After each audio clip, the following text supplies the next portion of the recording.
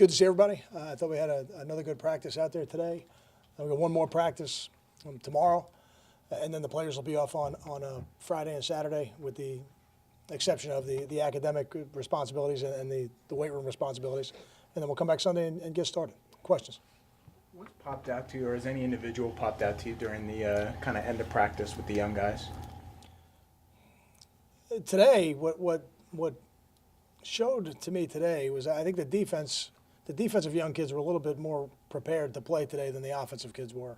I can't tell you I have the answer to why, because they're getting an opportunity at the end of practice to really show the coaching staff what they can do. But a guy like Brandon Russell, he came to play today. That was good to see him out there.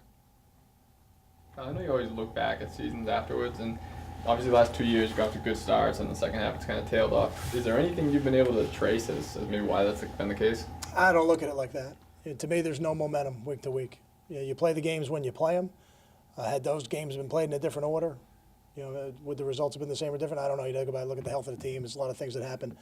I don't think the game before has any effect on the game you're currently playing. So, to me, it's not about that. It's about us preparing to be 1-0 this week and putting all of our energy in what we're doing into maximizing the bye week and then being 1-0 in our next game. Carl, when you look back at the first half, I know you just said you like to take each game as 1 week, but when you look back at the first 6 games, is there a reason you guys are off to a 5-1 start? Is there something you feel like you're doing really well as a whole?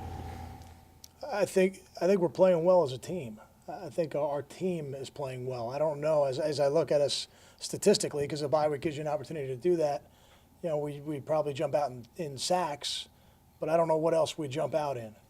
But we've been effective in a lot of different areas. I think offensively, we've been able to win some games running the football. We've been able to win some games in the air. We've been able to win some games with a combination of the two. Special teams has helped us win football games. Defense has helped us win football games. So I think what jumps out to me is we have to play as a team to be successful. We can't do it in just one phase. Along those lines, you're not Rutgers isn't ranked defensively where they usually are. But given the wide variety of offenses you played, are you still satisfied with overall defense? I am satisfied. I don't put a lot of stock in mid-year statistics. I think even end-of-the-year statistics are a little deceiving because of the conference you play in. To me, the most valuable statistics in terms of seeing where you are is seeing where you are in relation to your peers. Your conference statistics at the end of the year give you a pretty good indicator of where you are in relation to the teams you play. And to me, that's the most important thing. Different conferences play with different styles. So to compare statistics with completely different schedules in college football, I think it's difficult.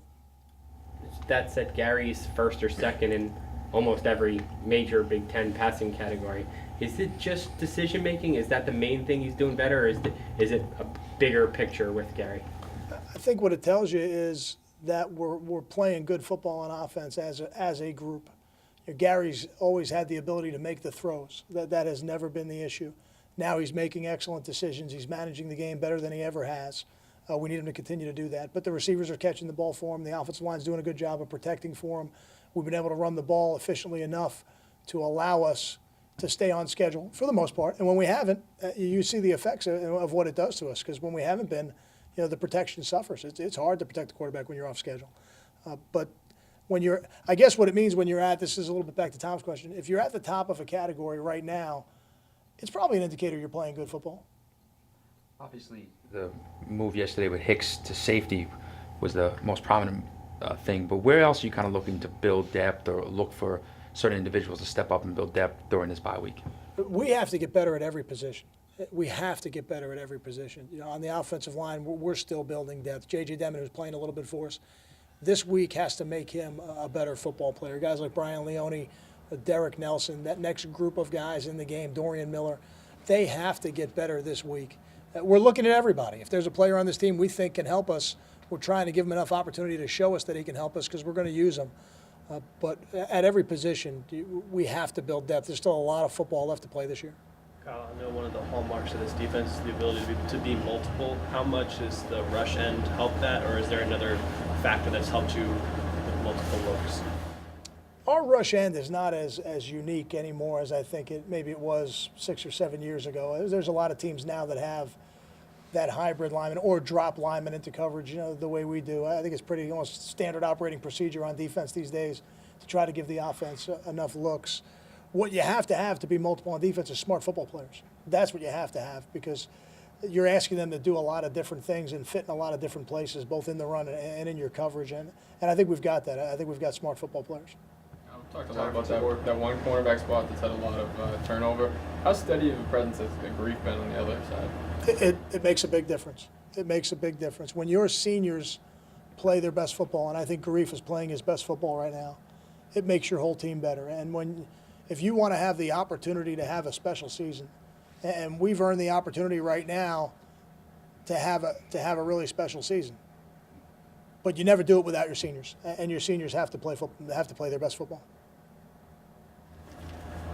From an offensive standpoint, I mean, I'm sure this is what you want every time, but is this a really complementary offense in terms of, when I see it at least, like Simis does something very different than Terzilli, who does something very, Goodwin and Peoples are complementary. Is this an offense that kind of plays off each other really well? It does, and the guy with the ball in his hands has to make those decisions. And when you see, I think the last game there were 8 different receivers who caught passes, that tells you 2 things. One, we've got guys all over the field that can catch passes. Coach Friedgen's putting them in position too, which I thought was a strength when we were fortunate to hire him, that he would figure out how to use the pieces we had.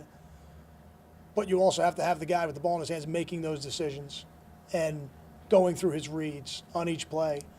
And then when he does that, then you see the ball go to Leonte when he's one-on-one, but when he's not, you see the ball go to Terzilli, or you see it go to Simis, or you see it go to one of the backs out of the backfield, or you see it go to a guy like Tyler Croft, and he makes a big play in the game on 3rd down. So I think, you have to have the pieces. I thought we did. You have to have the guy who can give you the scheme to utilize it. I thought we were fortunate to bring that guy to our program. But the most important guy is the one with the ball in his hands, and he's got to make those decisions. Thank you.